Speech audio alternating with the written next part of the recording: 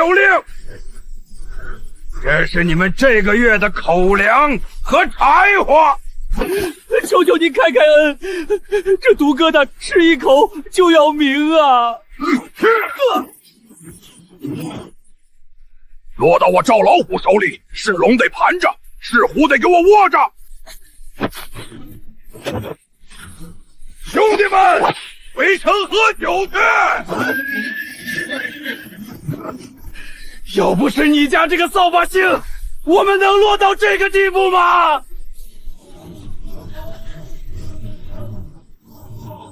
苏婉，你还有脸笑？你废我的命啊！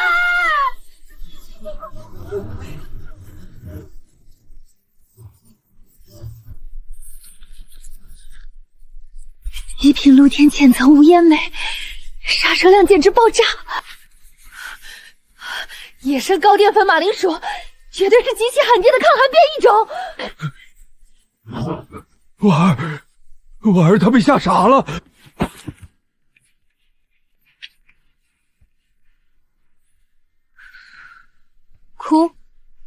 哭能产热吗？眼泪流出来3秒钟就能把你们的眼皮冻在眼眶上，懂不懂常识？爹，别好了，留点体力。这特么是天然的烧烤局啊！烧烤局。不想被冻死的，现在立刻马上去把那堆煤给我搬过来，然后去那边的背风坡。你让我们去搬黑鬼石？你疯了！那是毒石，沾了阴气的，烧了会死人。以你大爷的气，那叫煤炭。烧死人的不是石头，是在密闭空间燃烧不充分产生的一氧化碳中毒。一帮9年义务教育都没接受过的古代文盲，哪来那么多废话？搬！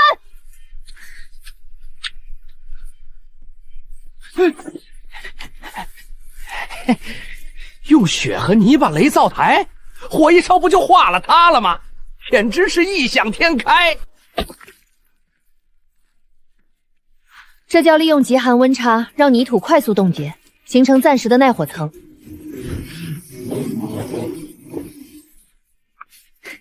U 型排烟道搞定。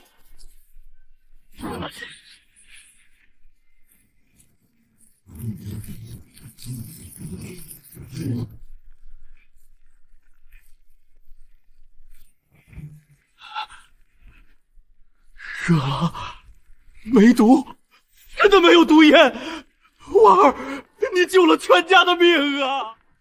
哼，不过是瞎猫碰上死耗子罢了，有什么好得意的？火有了，接下来是食材处理。这发青的毒疙瘩绝对不能吃，吃一口神仙难救。爹，放手，这是马铃薯，发青发芽处有龙葵素，有毒。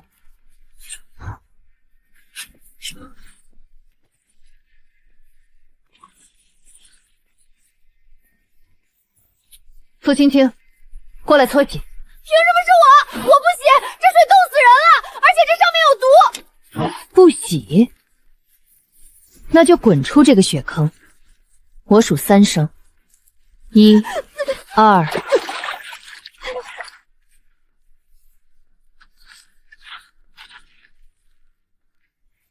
婉儿，快给二叔切一块解解馋，生吃也行啊！想吃，憋着。现在是本主仆的烹饪时间。暴殄天物啊！你怎么能把油抹在锅底？应该直接生嚼啊！婉姐姐，这毒疙瘩真能吃啊！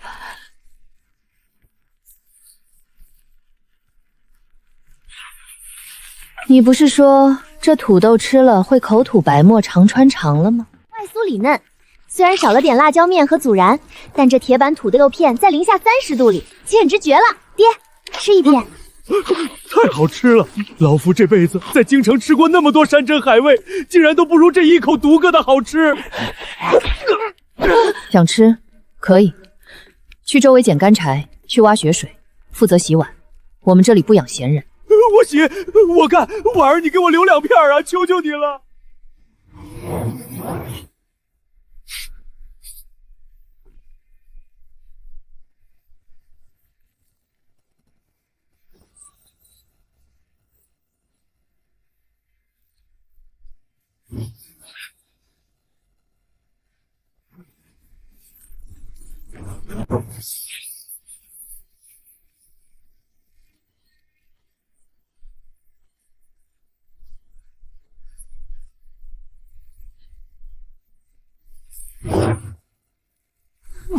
王爷，末将刚才派探子偷偷下去听了一耳朵。说，那醉女说这叫铁板烧。城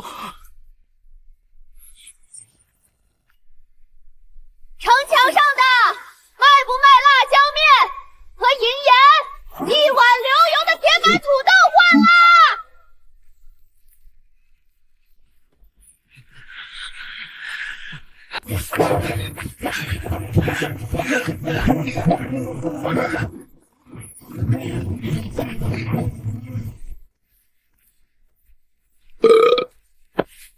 格外儿，昨晚的铁板土豆片真是太顶饱了。哟，赵大人这么早带板车来，是来给我们送早饭的吗？你们怎么没死？这不可能！瞎了你的狗眼！有我侄女在，什么毒物都能变成极品美味。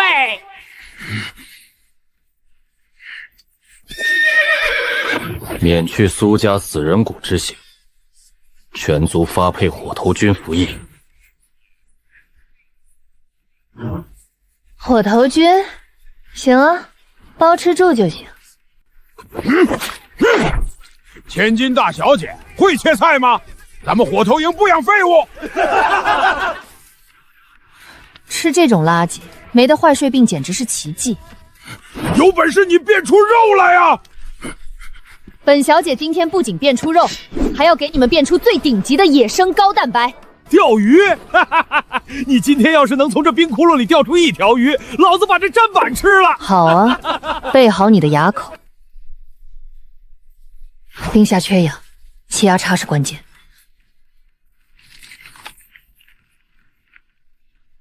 二叔，呈品字形砸，呈45度角向内倾斜。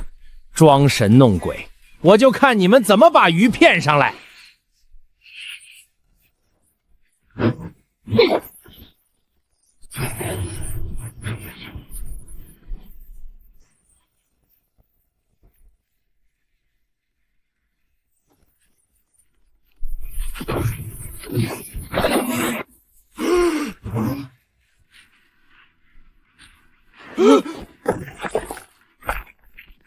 神迹，婉儿，你是在龙王爷那儿进货了吧？老王，愣着干嘛？把你的砧板准备好，我喜欢看人干吃木头。还不赶紧拿筐来捡鱼！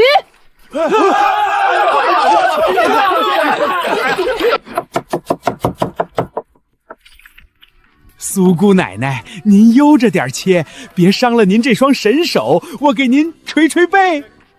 滚一边去，别挡光！老王，烧锅，下猪油。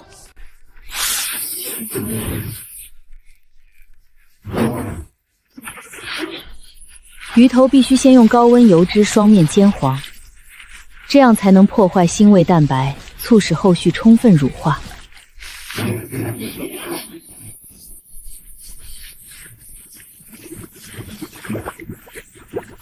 北荒特产雪莲果提鲜，还有野生高年份含地参，给你们这群营养不良的古代人补补身子。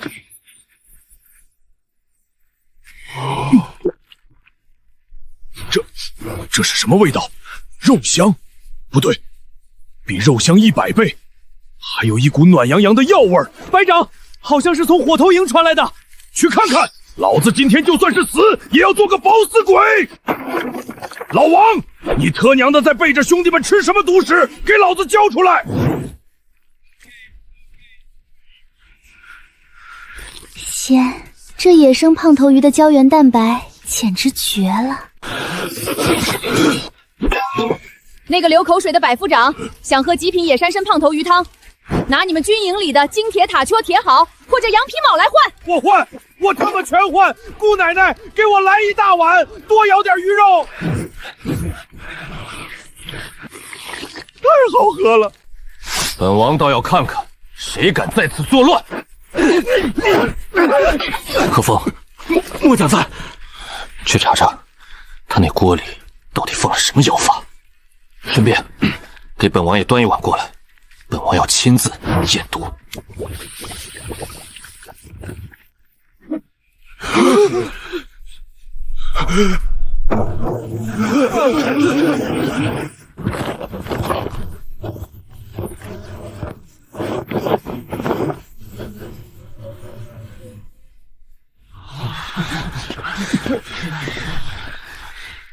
身高188左右，肩宽背阔，肌肉密度极高，就是这脸色太白了，典型的长期碳水摄入不足导致的低血糖和气血两亏。放肆！见到王爷还不跪下！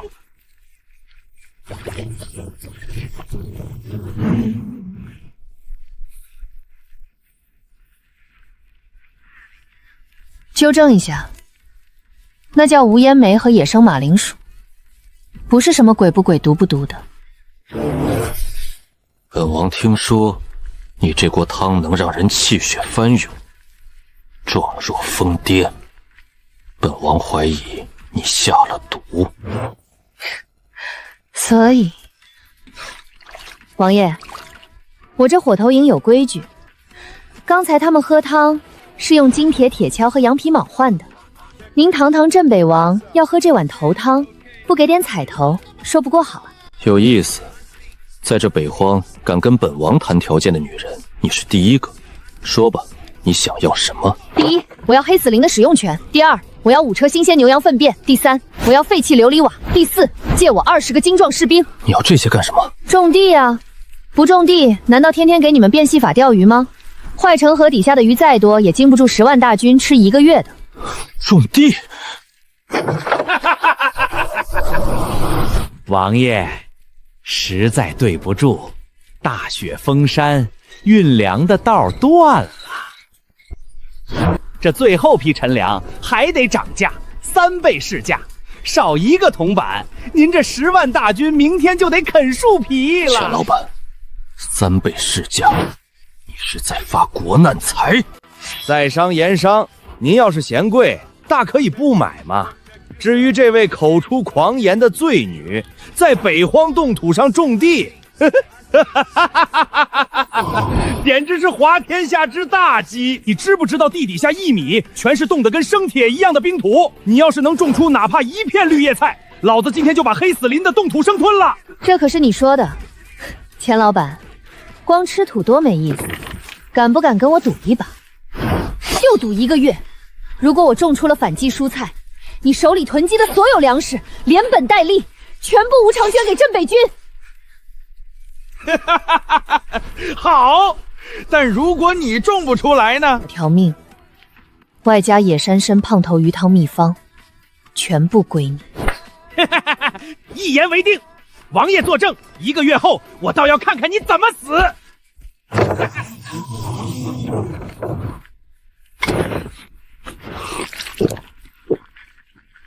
何风，给他批条子，他要的废地大粪破瓦片全给他，再拨50个最精壮的士兵归他调遣。兄弟们，苏小姐说了，挖得越深，中午加餐的鱼片就越厚，给老子用力挖！这地冻得跟石头一样，到底要挖多深啊？继续往下，必须突破2米的冻体层。突破了冻体层，地下的恒温带就能发挥地热保温的作用，这叫利用大地法度里的迟滞效应。把王爷批给我们的5称牛羊粪便全部倒进去。苏姑娘，你这是要建茅坑还是种地呀？没文化，这他妈叫生物热反应堆。微生物在分解有机物的过程中会释放出惊人的热量，最高能达到60度，这就是纯天然的地暖锅炉。兄弟们，出大粪踩屎了！把这些琉璃瓦以45度倾角朝向正南，给我全部铺在大棚木架上，缝隙用泥巴死死封住。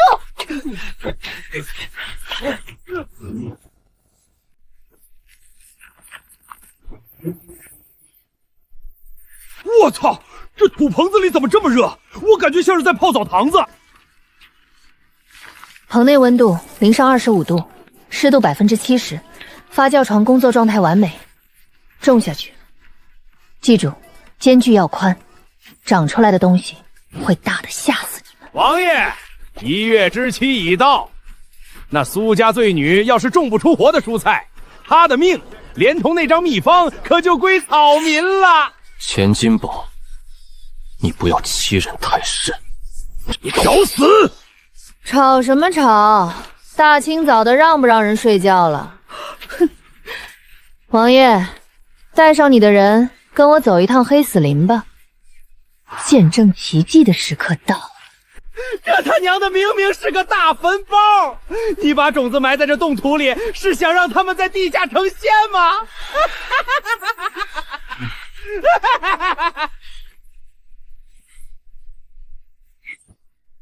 张大彪，在。掀帘子，给这帮古代没见过世面的土老帽开开眼。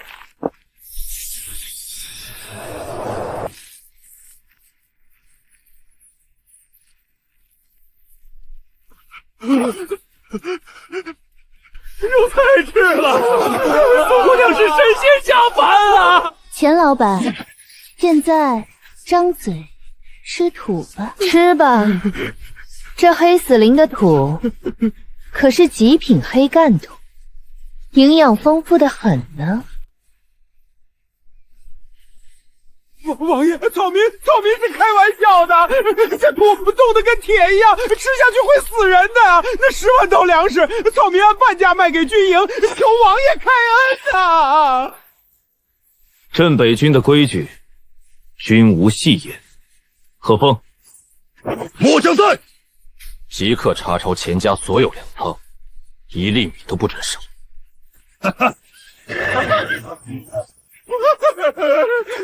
王爷，你不能明抢啊！我背后可是京城户部尚书啊！太吵！他既然不想自己吃，你们帮帮他。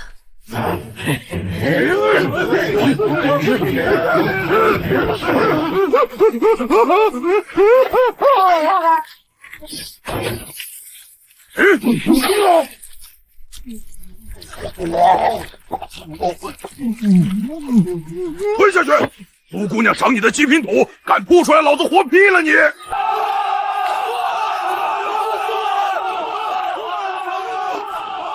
你到底是怎么做到的？1个月前，这里还是一片冻土。基本的热力学加上温室效应罢了。用牛羊粪便发酵产生底火，再用琉璃瓦形成阳光的单向热辐射通道。只要隔离了外界冷空气，这里的土壤温度就能保持在0上20度。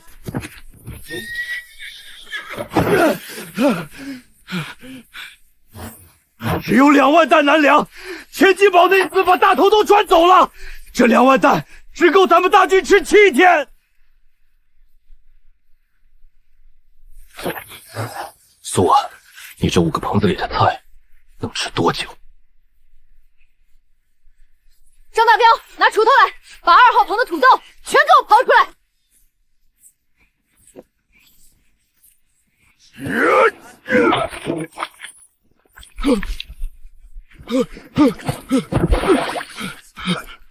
我操！这他娘的是什么怪物？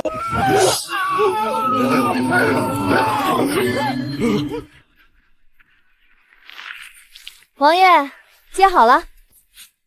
大前江南水星最上等的良田，亩产麦子也不过300斤啊！这东西1亩地能产多少？如果扩大规模，亩产6000到8000斤不是问题。贺峰抄回来的粮只够吃7天，而这7天就是我们逆天改命的时间。王爷，10万大军的兵权，敢不敢借我7天？只要能让大军活下去，这10万将士，这7天全听你一人调遣。违令者张大彪，去把所有棚子里的土豆全部挖出来，切块拌炒木灰。我要在3天内把种子扩充到极限。贺峰，你带5000骑兵去把方圆50里内所有的部落和牧民的牛粪、羊粪、马粪全部给我拉回来。5座大棚救不了10万人，我要在这黑死林里建整整1000座温室大棚。1000座？你哪来那么多琉璃瓦？哪来那么多热量？王爷，我今天让你见识一下，什么叫集中供暖，什么叫人造天火。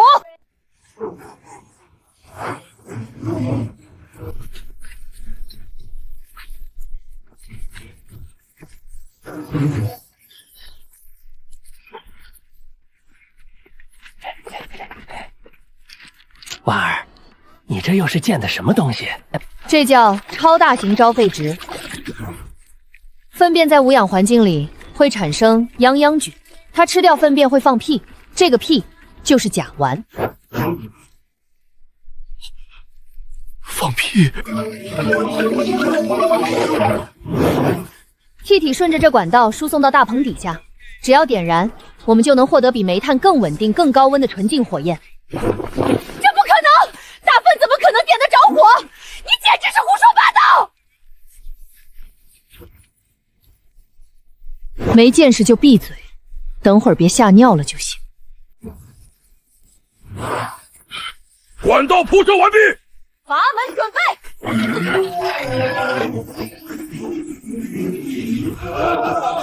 火，蓝色的火，没有煤炭，竟然喷出了火，这是神迹啊！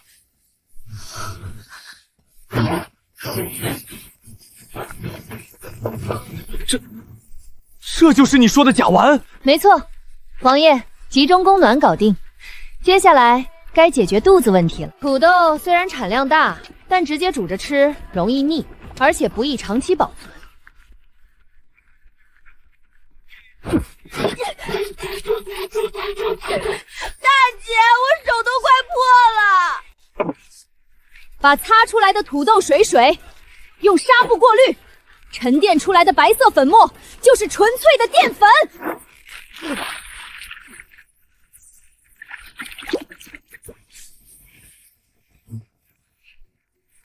加温水糊化，揉成面团，直接漏进滚开快的沸水锅里。这叫红薯土豆粉条，只要晒干了，放1年都不会坏。老王，起锅，烧猪油，加火，倒油，把腌制的酸菜全倒进去，炒出酸香味儿。最后加沸水，下粉条。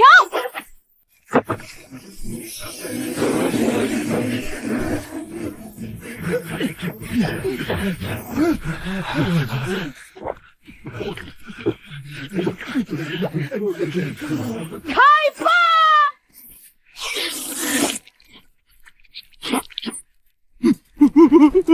太好吃了，好吃的我想死啊！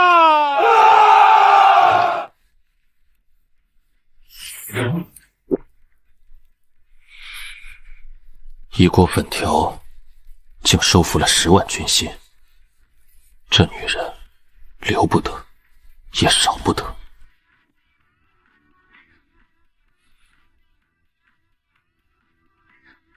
何风，去把她请过来。记住，是请。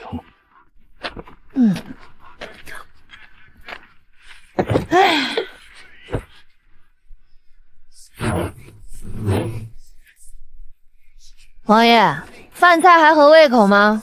不好吃概不退款啊！苏婉，本王承认看走眼了，你一人抵得过本王10万精锐。说吧，要金银珠宝、高官厚禄，还是这镇北王妃的位置，本王都可以给你。王爷，格局小了，我不要官位，不当王妃，我要北荒所有的开发权，金铁矿优先购买权，还要你10万大军农闲时脱下铠甲，给我开荒、销路、挖大粪。拿镇北军当免费图利，这女人疯了！你要雇佣本王的10万铁骑去挖大粪，本王可以答应你，不过有一个条件，以后本王的一日三餐必须由你亲手来做，少一顿，本王就踏平你的大盘。温度到了。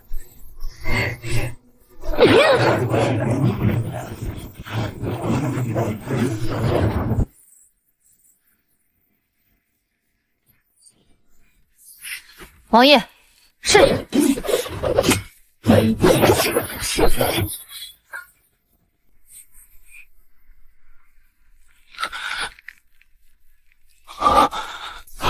小铁淑女，这竟然是真的，这简直是神兵啊！苏婉，你到底是从哪里来的妖孽？我说了，这是科学，刚也练出来了，饭也吃饱了。王爷，咱们之前谈的商业版图，圣旨到，镇北王锦衣卫北王萧渊接旨。臣萧渊接旨。奉天承运皇帝诏曰：闻北荒天降祥瑞，有罪臣之女苏婉身怀妖异之术，竟能于冰雪中生出绿雾。此等秘术关乎大前江山社稗，理待收归国有。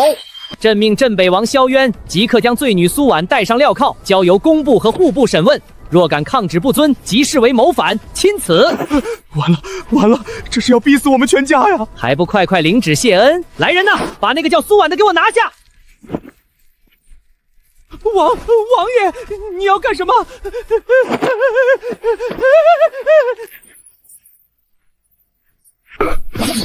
我看谁敢动他！造反！你们这是要造反吗？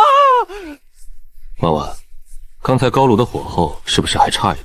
是啊，刚才确实差了一点点引火的废纸。好。你疯了！这是圣旨，你这是谋反！回去告诉龙椅上那个废物，北荒是本王的北荒，苏婉是本王的女人，她的一根头发比大前的江山还要贵重。想动她，让她亲自带着御林军来试试本王手里这把金刀。滚！苏婉，本王是个粗人，不懂文人的花言巧语，但本王知道，这北荒离不开你，本王也离不开你。嫁给本王，做镇北王妃，从此10万骑骑为你马首是瞻，谁敢动你，本王便踏平这天下。当王妃，每天被规矩束缚，还要应付宅斗剧本。本姑娘不稀罕什么王妃的头衔，搞钱搞基建不香吗？这是北荒联合集团的首席安保大队长兼合伙人入职协议。第一，集团董事长只能是我；第二，你的军队农闲必须给我修路建厂；第三，我的个人财产神圣不可侵犯，你敢毁约，净身出户。如果你答应，我可以勉为其难雇佣你做我的上门赘婿。签了它，以后我管饭。好，哼，本王入赘，但从今往后，本王的位，本王的人，你都得负责到底。敢跑，本王就用你造的高炉把你炼了。成交，明天早饭佛跳墙。刚才耍帅把皇帝的圣旨烧了是很爽，但你们不会以为皇帝那个老狐狸被骂了2句就会在京城里哭鼻子吧？苏董事长，您的意思是朝廷会马上派兵攻打北荒？打仗那是下策，大雪封山，御林军来就是送死。皇帝最阴毒的招数绝对是经济封锁。王爷英明，如果我是皇帝，我第一步就会切断北荒的一切供应，第二步就是等镇北军拿不起刀，再派兵来接手。那朝廷大军开春打过来，咱们这几个大棚根本挡不住啊！谁说挡不住的？在老娘的眼里，跟纸糊的没区别。张大彪，带人去黑死林后山，给我挖石块石。贺峰，去把今天高炉炼钢排出来的废矿渣和粘土全给我拉过来。我要给你们造前最坚固的城墙，还要印上10倍的终极防御装甲。它的名字叫水泥。把石灰石和粘土混合，扔进高温窑炉里电烧，烧透之后拿出来和炼钢的废矿渣一起，全部给我碾成最细的粉末。苏婉，你到底在搞什么鬼？你让大军整夜不睡，就是为了弄这一堆扬尘的泥土，能挡得住千军万马？泥土，王爷，把你的汤喝完，等会儿别惊掉下巴。贺峰，让人用木板在营地门口搭个1米厚的模具，把这些泥浆全倒进去，然后等。等什么？等它水化凝固。这就是你说的终极防御，一堵泥巴墙。苏董事长，这种泥墙我一拳就能打穿。哦，是吗，贺将军？来，展示一下。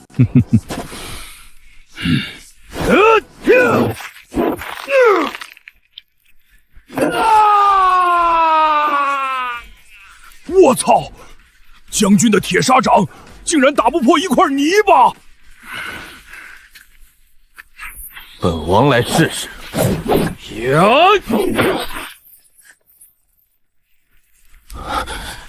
这到底是什么石头？怎么比晶铁还要硬？这叫硅酸盐水泥混凝土，水花反应形成极其致密的晶体结构。只要有这种泥浆，我们就不需要再去开山凿石头建城墙。从今天起，北荒全面进入1级战备基建状态。张大彪带3万人给我浇筑一条高10米、厚5米的纯水泥防线。贺峰带2万人去铺路，用水泥铺。末将在。皇帝不是想封锁我们吗？等开春大雪融化，他派大军来的时候，他会绝望地发现，他面对的不再是一个饥寒交迫的北荒大营，而是一座拔地而起、刀枪不入的钢铁与水泥铸成的现代工业堡垒。快，捣土队上，把里面的气泡全部给我打碎！要是墙体里留了空隙，冬天一动全得裂开！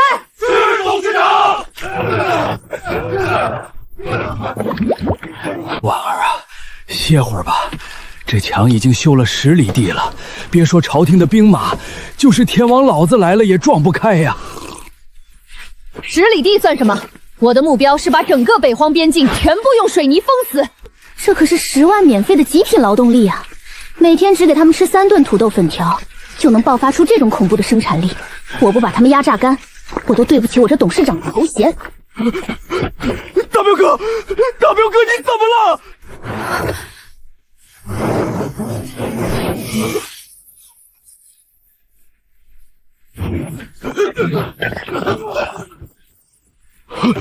怎么回事？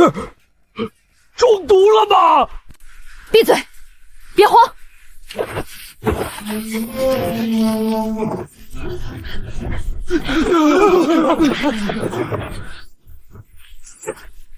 脉搏极其微弱，心率过速，肌肉出现严重的不自主痉挛。发生什么事了？王爷，出事了！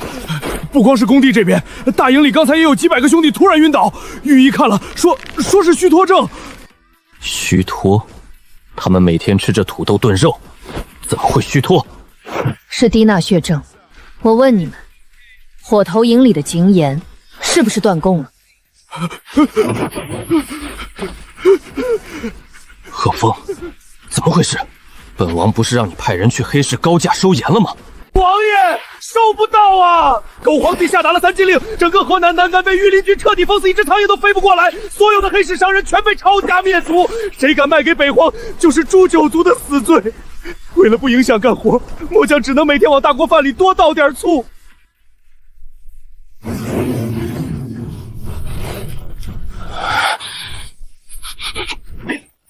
断盐，皇帝。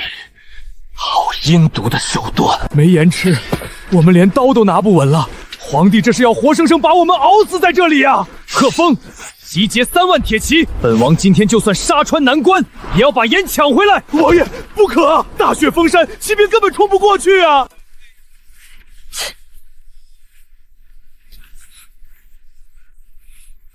动不动就拔刀，你当你是古惑仔啊？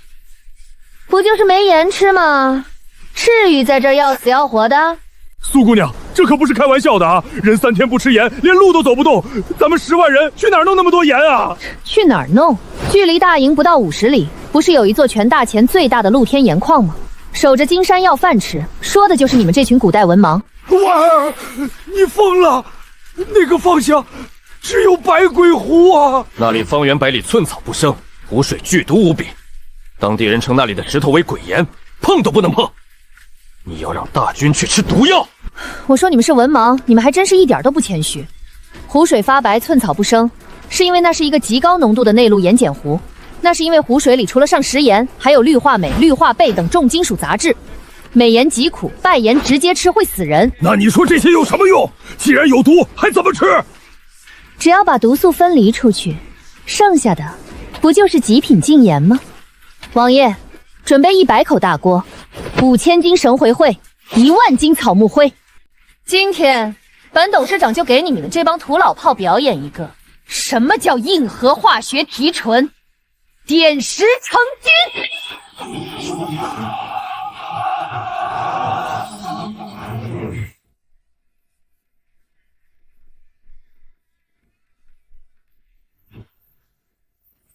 先把那些白色的毒盐晶体敲下来，放进锅里，加湖水煮沸溶解。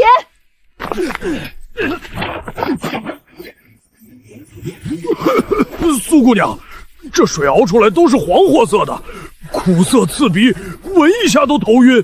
这真的能吃吗？婉儿啊，这可是传说中的化尸水啊！你别玩脱了，把咱们全毒死在这儿啊！他就是个疯子，这种毒水要是能变成，我苏青就把这铁锅生吃了。急什么？接下来才是核心科技。草木灰和金石灰可是天然的强结和沉淀剂。到。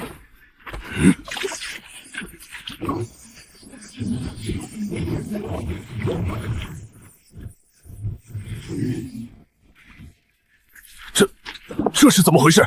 水底怎么凭空生出这么多白色的泥巴？酸碱中和反应置换出了导致苦味和剧毒的镁离子和重金属钡离子。把上面清清的盐水舀出来，倒进木炭缸里进行2次过滤。赢了！水变得像山泉一样清澈了，一点苦味都没有了。最后一步，大火收汁，蒸发结晶。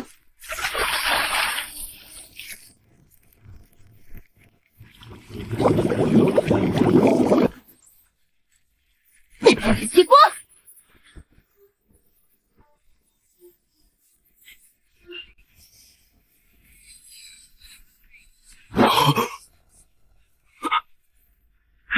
这是盐！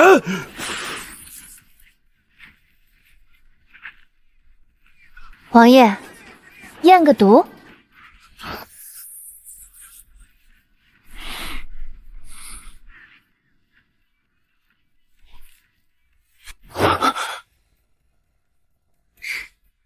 如何？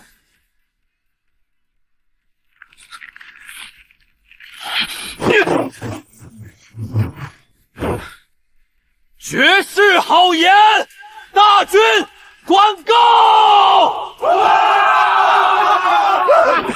有盐了，我们不用受制于人了！董事长万岁！咸的，真的是咸的！老子终于活过来了！完了，连毒壶都能变成金山，这女人到底是人是鬼啊？婉婉，你不仅救了10万大军的命，你还给北荒找到了一条生生不息的财路。格局打开点儿，我的赘婿，这只是一步闲棋。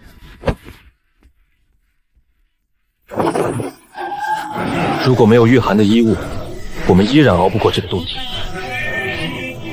我要用这些羊，彻底榨干京城权贵的最后一个同伴。董事长，您就不懂了，羊皮极其腥臭，穿在身上不仅重，还招惹野兽。杀鸡取卵，那是蠢货才干的事儿。我要的是羊毛。羊毛里面全是羊油粪便，硬得像钢丝，根本纺不出线。那是你们不懂什么叫高级化学造化脱脂工艺。明天派人活捉1万只羊。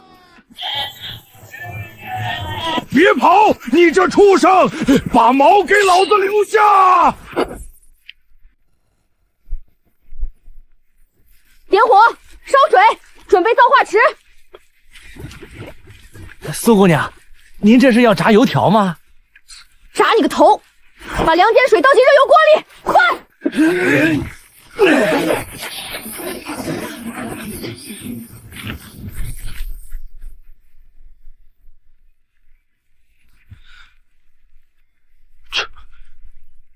这是什么东西？这叫肥皂。把那些臭羊毛扔进去，疯狂搅拌，然后去护城河漂洗。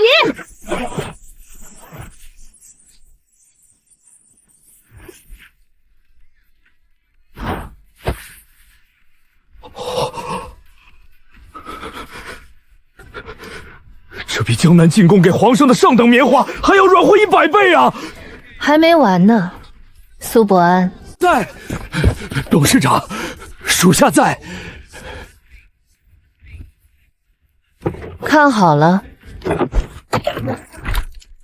这叫流水线，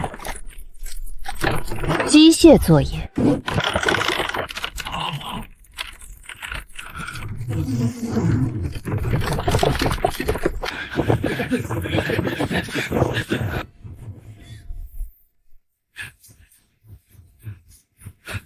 热，太热了！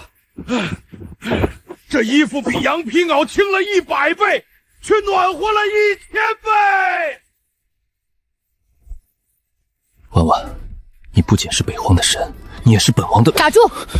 把剩下的顶级大衣和银烟全部装车。我的赘婿带上铁骑去南关，我们要去给大钱的权贵们送一点小小的、极其昂贵的特产。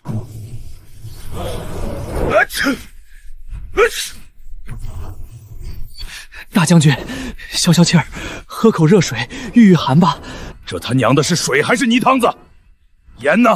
老子让你们往水里撒的盐呢！朝廷为了锁死北荒那帮叛军，下达了3禁令，断绝了北方所有的商路。京城兵部那帮只知道喝花酒的狗大户，把朝廷拨给咱们南关御寒的炭火和皮帽层层克扣，全换成了他们在秦淮河畔的红粉吃气。如今咱们连1两干净的祭盐都分不到，兄弟们只能喝这种从后山舀出来的泥沙苦卤水，苦涩的直犯恶心啊！他娘的，真是一群误国的酒囊饭蛋！天天飞鸽传书，催着老子严防严守，连一只苍蝇都不许放进北荒。再这样下去，老子的兵自己就得先冻死、饿死在城墙上。大将军，慎言，慎言啊！慎言个屁！老子连命都快没了。不过，咱们南关虽然挨冻挨饿，但北荒那帮刚刚撕了圣旨造反的镇北军，日子只会比咱们难过1万倍。朝廷早就给北荒断了江南的棉花和江南的官盐，萧渊手里那10万大军，如今既没有御寒的衣物，又没有盐巴，在这零下30度的北荒冰原上，他们就算再能打，不出10天也得成片的冻死。大将军英明，朝廷这坚壁清眼的手段确实毒辣，虽然把咱们自己也卡得半死，但确实能活活熬死镇北军啊！请进，敌进！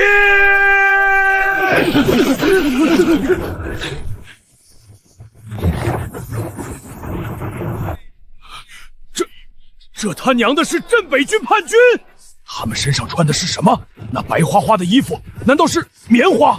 不对，朝廷明明命令咱们把棉花和布力的路子卡得死死的，他们上哪儿弄来的御寒冬衣？大将军，您看最前面那位。王爷到了没啊？你这马颠的本董事长胃酸都快出来了，今天这加班费必须翻倍啊！到了，本王的安保大队已经全员就位。董事长，接下来看你的了。行，安保队长表现不错，今天中午给你加一个大鸡腿。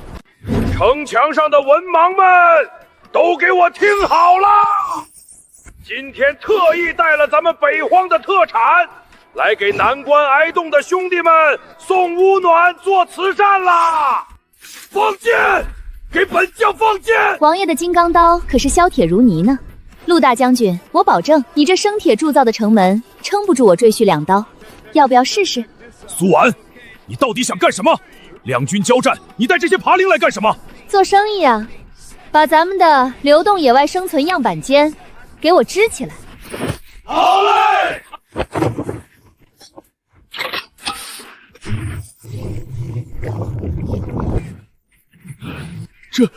这是什么味道？怎么这么香？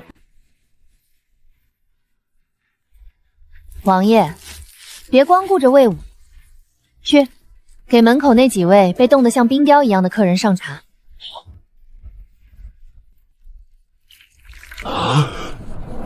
陆大将军，别站着，坐。来人，给陆大将军上我们北荒重工的主打产品——北荒牌猪肉酸菜炖粉条。是，董事长。萧渊、苏婉，本将乃是大前朝廷的命官，深受皇恩，绝对不会受你们这些反贼的糖衣大包诱惑。有种，你们现在就杀了本将！我要是吃你们一口东西，老子就不姓陆。行啊，那改姓苏吧。我北荒重工缺个看大门的保卫科副科长。陆大将军，别撑了，你手底下的士兵现在连精盐都吃不上了吧？朝廷因为大雪崩根本运不来御寒物资和精盐。胡说八道！我南关物资充沛，要什么有什么。别装了，看你那干裂的嘴唇，还有你手下士兵那松弛颤抖的肌肉，典型的电解质严重流失。再不吃盐，等开春雪化，你们连拉弓的力气都没有，直接成废人。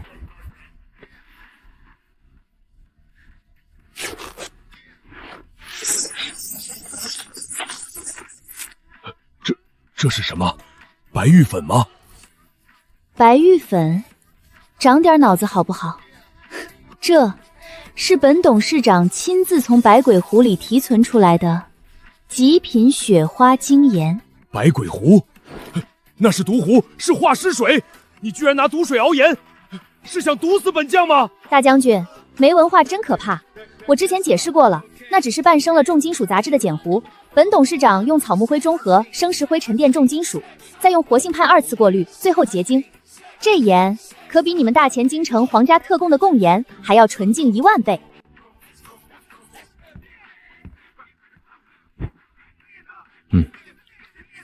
很甜，没有一丝苦涩。甜的。不信，陆大将军试试呗。这世上居然真的有这等神盐！大将军，您怎么了？是不是有毒？毒你个头！这盐比皇上赏我的贡盐好10000倍！快给老子装一麻袋！装一麻袋？陆大将军，你白嫖呢！想要这盐，行啊，拿钱来买。多少钱？10两银子1斤。10两？你这是抢劫！大钱最好的青盐也不过50文1斤。那是垃圾，能跟我的雪花盐比吗？而且你现在有的选吗？你如果不买我的盐，你这3万大军连刀都拿不稳。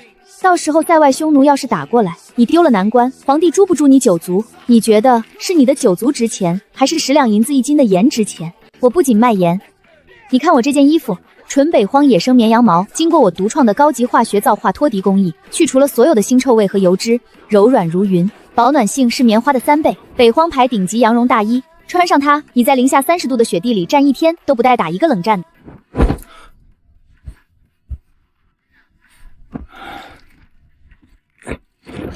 这简直是神仙穿的衣服啊！比本将那身陈铁铠甲轻了50斤，却暖和了100倍。大将军，这衣服也卖？卖，当然卖，一件只要100两银子，概不深账。100两？贵吗？陆大将军，你可以不买，但我保证，等会儿我把这些东西拉到南关城墙下，去卖给你手底下那些快要冻死的普通士兵。你说，他们是愿意为了朝廷那道虚无缥缈的封锁令，在雪地里被活活冻死，还是愿意拿手里的刀枪、金铁，甚至是关卡里的铜钱来换他们一条命？苏婉，你这是要瓦解我南关的军心啊！错了，大将军，我这不叫瓦解，我这叫北荒重工与农业联合集团南关分公司开业典礼。我知道你南关手里没那么多现银，本董事长也不稀罕你那点破铜钱。我要你关卡里堆积如山的金铁矿石，我要你库房里那些发了霉、你们不会用，但我会用的棉花和硝石。我还要你这3万守军每天轮班给我去黑死林外围开垦荒地、修路、建水泥大棚。如果你答应，以后南关的兄弟们不仅有吃不完的雪花盐，穿不完的羊绒衬衫，还有顿顿管饱的猪肉酸菜炖粉条。如果你不答应，本王的安保大队不介意现在就送大将军去京城见见皇上。陆大将军，想好了吗？这能去污的东西又是什么？这叫肥皂，送你们了，洗澡用的，用来洗去你们身上那股穷酸、无知，而且快要冻死的腐臭味。苏董事长，您看本大将军这资质，能当个分公司的副总经理不？大将军，大你个头！还不快去把库房里的铁矿石全部给董事长拉过来！敢看董事长一眼，老子扒了你的皮！是。苏姑娘万岁！董事长，本大队长的安保工作，你可还满意？勉勉强强吧。明天给你升职，当北荒集团的保卫科总科长。只当科长，本王更想当董事长的枕边人。打住！不许办公室恋情，赶紧去干活，把陆雄那3万劳动力给我安排好了。开春之前，我要让南关和北荒之间的水泥路全部通车。是，董事长。快，把这车水泥倒进去！董事长说了，今天天黑前把这条10里长的国道铺完，晚上食堂加餐吃红烧肉。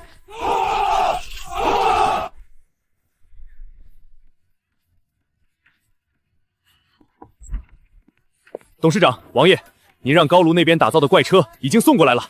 哦，组装好了，走，验货去。这是什么玩意儿？董事长，这车轮子怎么是铁包木的？而且车轱辘和车架子中间夹着的这几片弯曲的钢板是干啥用的？这叫多片钢板弹簧减震悬挂系统。大前的马车，车轴直接连着车厢，路面只要有一点坑洼，震动就会全部传导到车上，跑得稍微快点，拉的货物能被颠碎，人能被颠出脑震荡。所以我用高炉炼出来的金刚打造了这些极具弹性的钢板，它们能吸收路面80%的冲击力。不仅如此，我在车轴里加入了用钢水浇筑打磨的简易滚珠轴承，虽然精度比不上现代工业，但在抹上猪油润滑后，摩擦力至少比你们大田的破木头车轴降低了5倍。听不懂？没关系，试驾一下就知道了。去挑10匹最壮的万马套上，拉5000斤生铁，去咱们刚修好的那段水泥路上跑一圈。5000斤？董事长，咱们大前最好的辎重车4匹马拉2000斤就是极限了，5000斤这车架子不得当场散架呀？让你去你就去，废什么话？是，小月，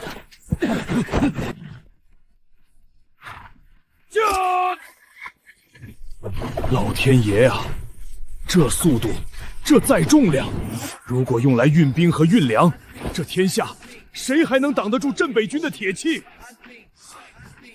董事长，你这脑子到底是怎么长的？少拍马屁，物流系统解决了。贺峰，末将在。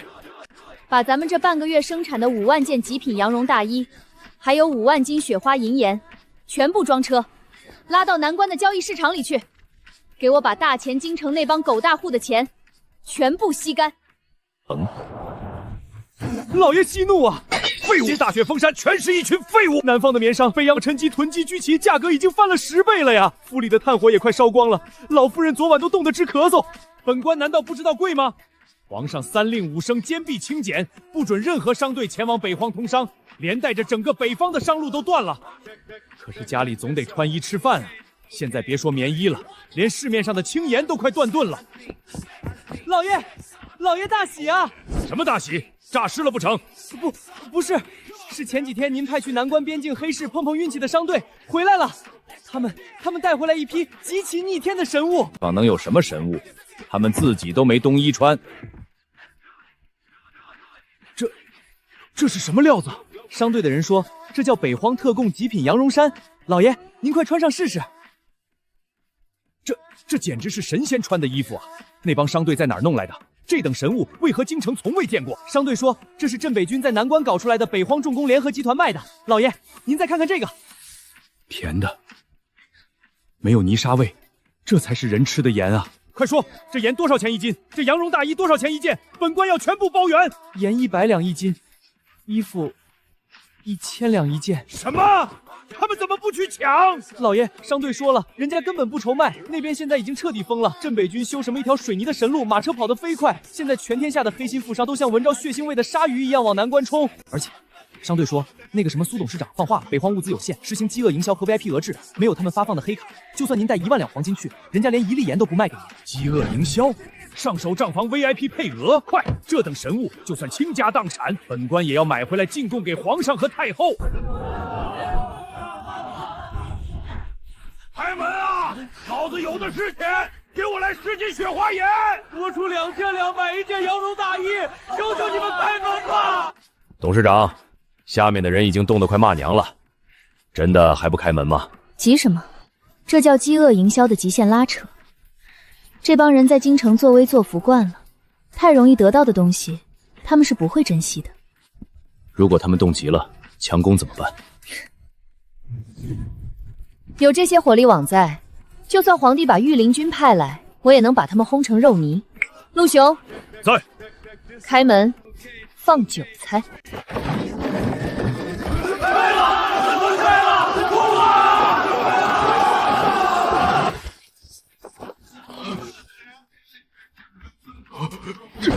镇北王，别怕，我们是正规企业，合法经营。今天是我们交易中心开业的第一天，为了感谢各位老板千里迢迢送钱来，我们决定举办一场小小的拍卖会。不废话，规矩羊绒大衣起拍价1200白银，雪花精盐起拍价500两白银一斤，每次加价不得低于100两。你这是抢钱，大钱的王法何在？哦，这位老伯嫌贵啊。陆雄，把门关上，把暖气停了。不要停暖气，我买还不行吗？早这样不就完了吗？那么拍卖现在开始，第一件北荒至尊版雪狐毛领羊绒大衣，起拍价1000两，1100两，1500两，2000两，这件衣服必须是老子的，谁敢跟我抢？5000两，赵某出5000两。董事长疯了，他们全疯了！5000两买一件衣服，咱们这10万件衣服，岂不是能卖出5000万两白银？大钱国库1年的税收也才3000万两啊！没出息，这就疯了。等皇帝老儿发现他用来发军饷的国库银子全跑到了咱们北荒的口袋里，他会不会气得当场中风？本王只知道，大钱的天下很快就要姓苏了。报，启禀王爷，董事长，我们在交易中心外围3里的雪地里抓到了几个鬼鬼祟祟的探子，他们身手极高，打伤了我们10几个兄弟。是皇帝的血滴子暗探。他们装备精良，手里还拿着飞爪和迷药。他们交代，皇帝根不相信南关会叛变，派他们来是想趁乱潜入大营，偷取水泥配方和熬盐秘术。如果不成就暗杀董事长。